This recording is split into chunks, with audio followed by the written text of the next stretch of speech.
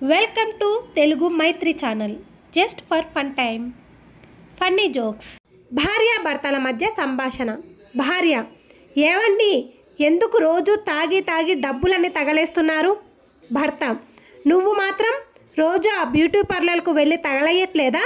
భార్య: ఓ సదా, అది మీకోసమేనండి, మీకు అందంగా కనపడాలి కదా మరి.